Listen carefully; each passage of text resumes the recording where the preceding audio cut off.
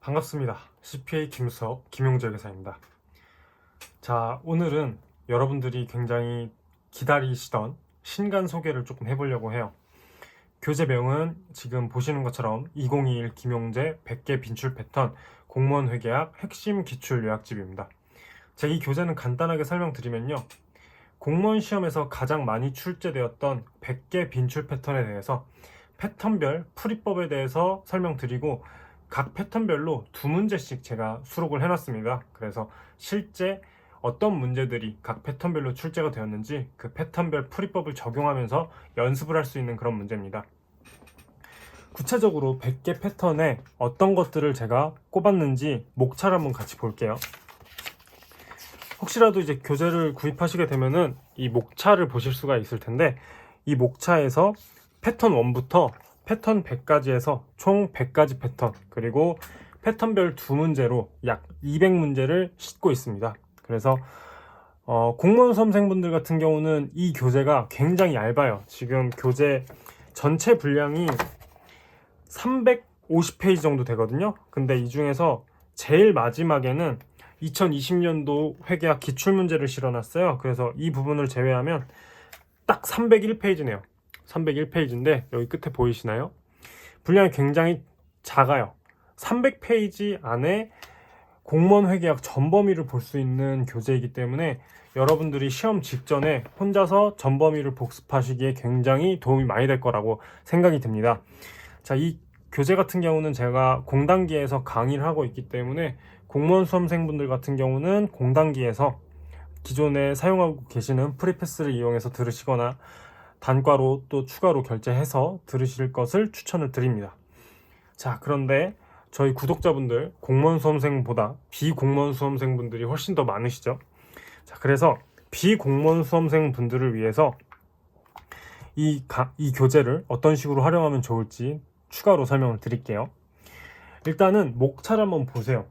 목차를 한번 보시고 이 목차 중에서 본인이 끌리는 주제가 있다, 본인이 약한 주제가 있다, 그래서 과연 저는 어떤 식으로 문제를 풀고 있는지 좀 궁금하다 하시는 패턴들은 그냥 골라서 보시면 돼요. 자, 그런데 이게 또 공무원 시험이랑 회계사나 세무사 시험과 난이도가 상당히 차이가 나죠. 그래서 제가 이 앞쪽에 비공무원 수험생분들께 도움이 될 만한 패턴을 또 따로 모았어요. 그래서 개념체계, 소매제고법, 저가법 이런 식으로 해서 이 페이지에 지금 비공무원 수험생분들께도 도움이 될 만한 패턴들을 조금 모아봤습니다. 그래서 오늘은 제가 이제 신간 소개만 하는 것이 아니라 이 패턴들 중에서 세무사나 회계사 수험생분들이 보더라도 꽤 도움이 될 만한 패턴을 하나 소개해 드리려고 해요. 그래서 저희 오늘 유형자산 원가 모형 손상차손 패턴으로 한번 넘어가 볼게요. 자, 이 원가 모형 손상차손 같은 경우는요, 기존의 교수님들마다 풀이법이 조금씩 다르신데, 저는 기본적으로 김현식 선생님이 사용하시는 계단 그림을 위주로 문제를 풀 거고요. 계단 그림을 한 단계 업그레이드 했다라고 보시면 되겠습니다. 자, 원가 모형 손상차손 문제 같은 경우는요, 기본적으로 문제에서 취득원가를 줄 거예요. 취득원가와 함께 취득 시점, 그 다음에 N은 내용연수고요. S는 잔존가치고요. 그 다음에 상각 방법을 제시해 줄 거예요. 그래서 취득 시점, 취득원가, 내용연수, 잔존가치, 상각 방법을 일단 쫙 써주세요.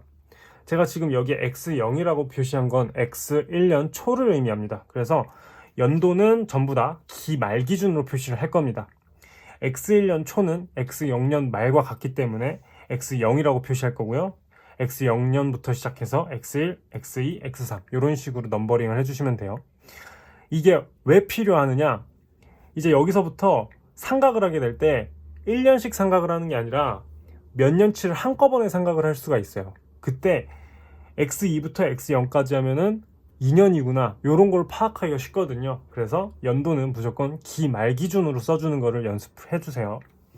자, 그래서 최초에 상각과 관련된 자료를 줬기 때문에 1년치를 상각을 해주세요.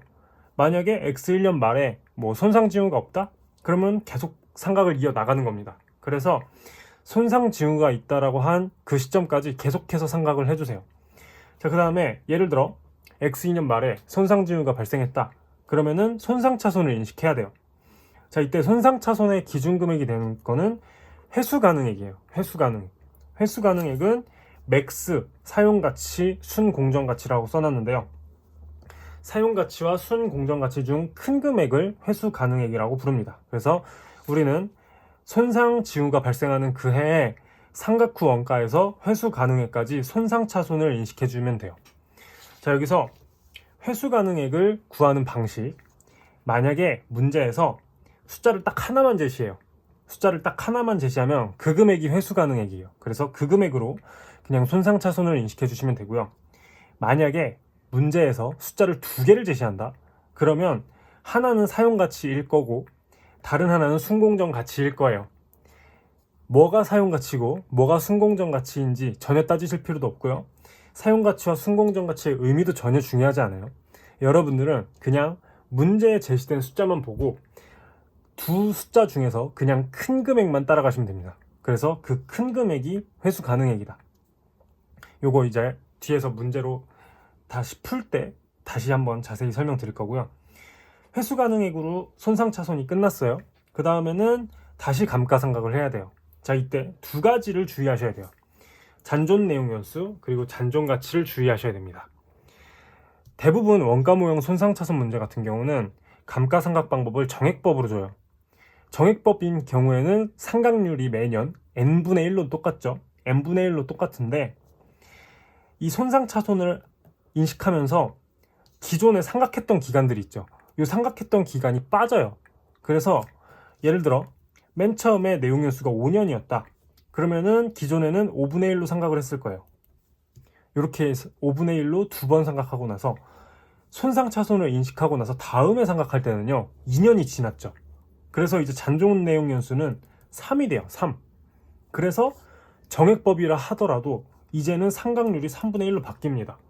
그래서 손상차손을 인식하고 나서 다시 상각할 때는요 정액법이라고 하더라도 상각률이 이렇게 바뀌기 때문에 잔존 내용 연수를 반드시 주의해 주세요. 자, 그 다음에 하나 더, 잔존가치도 주의해 주세요. 대부분의 문제는 잔존가치를 0으로 주긴 줘요. 근데 S가 0이 아닌 경우도 있어요. 이럴 때는 반드시 회수가능액에서 잔존가치를 뺀 다음에 상각률을 곱해 주셔야 됩니다. 그래서 손상차손 이후에 다시 상각할 때는 두 가지를 주의하자. 잔존내용연수, 그 다음에 잔존가치. 자, 이렇게 해서 다시 감가상각을 했어요. 자, 그 다음 해에는요 반드시 문제에서 회수가능가액이 회복되었다라는 자료를 줄 거예요. 자, 그러면은 손상차손 환입을 인식해야 되는데 문제에서 원가 모형을 적용하는 경우에는요 손상차손 환입에 한도가 있습니다. 한도는요 기준서상 문장을 따르면 손상을 인식하지 않았을 경우의 장부금액, 이게 기준서상 용어예요. 자, 이게 무슨 뜻이냐, 만약에 이 자산에 대해서 손상을 인식 안 했으면요 이 유형자산 같은 경우에는 계속해서 상각만 해왔을 거예요. 그냥 쭉쭉쭉 내려왔겠죠. 자, 그래서 손상을 인식하지 않았을 경우의 장부금액은요 손상차손과 손상차손 환입이 없었다고 가정하고 그냥 원래대로 상각하는 방식대로 그냥 한 번 더 상각해 주시면 돼요. 그래서 이 금액이 환입 한도가 됩니다. 그래서 100% 모든 문제에서는 손상차손 환입을 할 때 회수가능가액을 이 환입 한도보다 더 크게 제시할 거예요. 그런데 원가 모형 같은 경우에는 손상차손 환입에 한도가 있기 때문에 이 한도까지만 환입을 인식하셔야 됩니다. 그래서 그림을 그리실 때 밑으로 내리다가 한 번 더 그냥 뻗어주세요. 그럼 여기가 한도가 되고 여기까지만 환입을 인식해 주시면 됩니다. 자, 그러면은 문제를 한번 풀어볼게요. 자, 일단은 계산 문제의 경우에는요 가장 먼저 할 거는요 가장 마지막 줄을 읽는 거예요. 가장 마지막 줄, 2013년도 말에 인식할 손상차손 환입액은, 그러면은 내가 손상차손 환입을 구해야겠구나 먼저 염두에 두고서 문제를 읽는 겁니다. 주한국은 12년 1월 1일에 기기장치를 10만 원에 취득하였다. 12년 1월 1일에 취득하였기 때문에 저는 기말 기준으로 모든 시점을 쓸 거라고 얘기 드렸어요. 그래서 12년도 초면 11년도 말과 똑같죠. 그래서 11 이렇게 쓸 거예요. 자, 그 다음에 그 옆에 취득원가를 씁니다. 10만원 10만원 적어주시고요. 그 다음에 옆에 내용연수, 그 다음에 잔존가치, 그 다음에 상각 방법을 적어주세요. 지금 내용연수 5년이고요. 잔존가치는 없고요.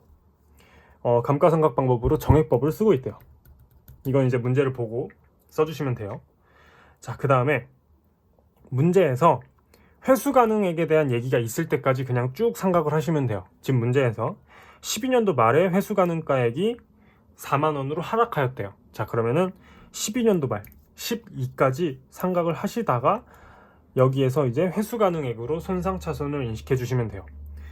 자, 지금 취득원가, 내용연수, 잔존가치, 상각 방법 전부 다 있기 때문에 감가상각을 할 수가 있습니다. 지금 요 계산하시면 감가상각비가 2만원으로 나와요.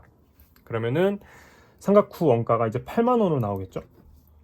자, 그 다음에 이제 손상차손을 인식해야 되는데 여기 와야 되는 금액은 회수가능액이에요. 회수가능액. 회수가능액과 관련해서 금액이 두 개가 나온다? 그러면 한글 읽지 말고 그냥 무조건 두 개 중에 큰 금액이 여기 와야 되고요. 금액이 그냥 하나만 제시가 되어 있다. 그럼 그 금액이 회수가능액이에요. 자, 그러면은 2012년도 말 숫자를 보시면은 하나만 제시했어요. 요거 4만원. 그럼 요게 지금 회수가능액이죠. 그래서 4만원까지 손상차손 4만원을 인식해 주시면 돼요.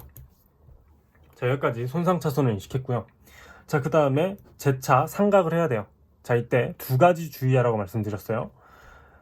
잔존 내용연수, 그 다음에 잔존가치. 지금 잔존 내용연수의 경우에는요 5에서 시작했는데 1년 상각했기 때문에 1을 빼서 이제 4가 되고요. 잔존가치 같은 경우 0이기 때문에 그대로 끌고 옵니다. 자, 그러면은 4만원을 4로 나눠주시면은 상각비가 만원으로 계산이 되죠.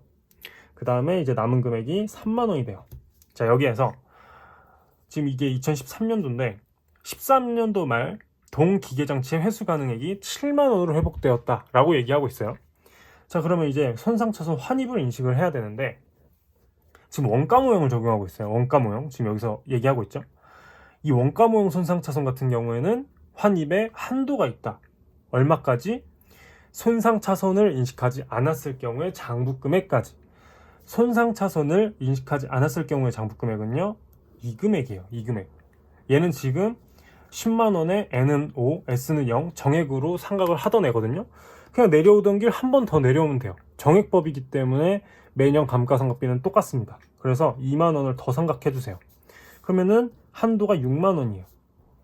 근데 지금 2013년도 말 회수 가능액 7만원을 7만원이라고 얘기를 하고 있기 때문에 한도를 뚫죠. 그래서 7만원까지는 못 올리고요. 이 차익 부분인 3만원만 손상차손 환입으로 인식을 할 수가 있습니다. 그래서 답은 2번이었어요. 자, 2번 한번 가볼게요. 2번. 자, 문제 똑같이 풀어볼게요. 지금 X1년 말 현재 기계장치 관련 부분 재무상태표를 줬는데 괄호 안에 보니 X1년 초에 취득을 했대요. 자, 그러면은 X1년 초니까 X0이라고 줬고요. 그 다음에 지금 자료상에 취득원가를 보면 500억이에요. 500억. 그리고 내용연수는 10년이고요. 잔존가치는 없고요. 정액법 상각이에요. 위에 문제랑 비슷하죠. 자, 여기에서 X1년까지는 아무 일이 없고요. 지금 X2년도에 보시면은 보면은 X1년도에도 손상차손 두 개액이 있기 때문에 X1년도에도 손상차손을 인식할 거예요. 자, 그러면은 X1년도에 손상차손을 인식할 거기 때문에 X1년까지만 상각을 해줍니다. 그러면은 이거 계산하시면 감가상각비가 50억으로 나와요. 그러면은 손상차손 인식 전에 장부금액이 450억이고요. 그 다음에 지금 문제에서 제시해준 자료가 X1년도 말 현재 자료예요. 거기에 지금 보시면은 손상차손 누계액이 90억이라고 제시가 되어 있거든요. 그러면은 여기에서 손상차손을 90억을 인식했다는 얘기예요. 그렇게 해서 잔액이 360억이 된 거죠. 그리고 나서 이제 X2년도에 대한 얘기를 지금 1번부터 4번까지 하고 있어요. 자, 그러면 X2년도에도 회계 처리 한번 해볼게요. 이제 360까지 왔는데 여기에서 다시 상각을 해줘야겠죠. 주의할 점 2개. N, S를 주의하자. N의 경우에는 10에서 시작을 했는데 1년 동안 상각을 했기 때문에 이제 9가 되고요. S는 0에서 출발했기 때문에 그대로 0 끌고 옵니다. 그러면 이제 360 빼기 0 나누기 9를 하시면은 상각비가 40억으로 계산이 되고요. 남은 금액이 320억이 돼요. 자, 이제 여기에서도 X2년도 말 기계의 회수 가능액이 420억으로 제시가 되어 있는데, 원가 모형 같은 경우는 한도가 있다. 어디까지? 여기까지.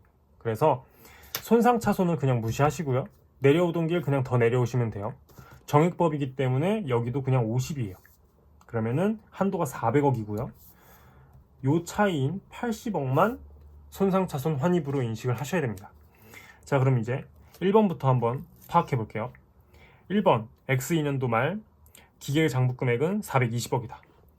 지금 1번에 X2년도 말 기계의 장부 금액을 물어보고 있거든요. 근데 기계의 말, 이 X2년도 말 기계의 장부 금액은요 400억이에요. 400억. 문제에서는 회수 가능액을 420억이라고 얘기했지만 한도가 있기 때문에 400억 이상 올릴 수가 없어요. 그래서 1번을 400억으로 바꿔주셔야 됩니다. 그래서 1번이 틀렸고 답이었습니다. 자, 동그라미 2번 X2년도 감가비는 40억이다. 자, 우리 여기서 감가비 계산했죠. 40억 맞습니다. 자, 그 다음에 3번 X2년 말 현재 손상 차손을 인식하지 않았다고 가정했을 경우 기계의 장부 금액은 400억이다. 자, 지금 이게 손상 차손을 인식하지 않았다고 가정할 경우 기계의 장부 금액, 이게 뭐랑 같은 말이냐면요, 손상 차손 환입 한도랑 같은 말이에요. 그래서 여기까지만 올려야 되고요. 이 금액이 곧 X2년도 말 기계의 장부 금액이 돼야 돼요. 그래서 다시 한번 1번이 틀렸다라는 걸 확인할 수가 있습니다. 3번도 맞고요. 4번 손상차손 환입으로 80억을 계산해야 된다. 지금 320억까지 상각을 했는데 환입 한도가 400억이기 때문에 80억만 손상차손 환입으로 인식을 했죠. 그래서 4번도 맞는 문장입니다. 네, 여기까지 원가 모형 손상차손 설명드리고요. 다른 패턴들에 대해서도 제 풀이법이 궁금하다 그러면은 교재를 구입해서 보시기를 추천을 드리고요. 교재만으로 좀 이해가 어렵다, 제가 웬만해서는 진짜 독학을 하면서도 충분히 이해할 수 있게끔 최대한 쉽게 그리고 자세하게 교재를 썼는데 정 이해가 안 가신다 하시는 분들은 이 교재 앞쪽에 제가 QR코드를 찍어놨어요. 교재 앞쪽에 보시면은 여기 이제 카카오톡, 오픈 카카오톡방 이제 QR코드를 찍어놨어요. 그래서 여기 찍어서 저한테 질문을 해주시면 제가 실시간으로 답변을 드릴 거고요.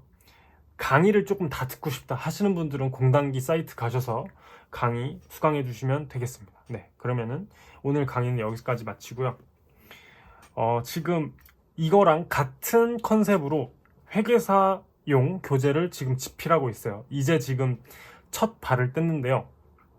이제 안타깝게도 1월부터 또 저희가 시즌이 시작되다 보니까 언제 출간될지는 사실 잘 모르겠어요. 그래도 최대한 21년도 6월 안에 출간하려고 노력을 해볼게요. 그래서 그때 되면은 이제 여러분들께 되게 도움이 많이 될 수 있을 것 같아요.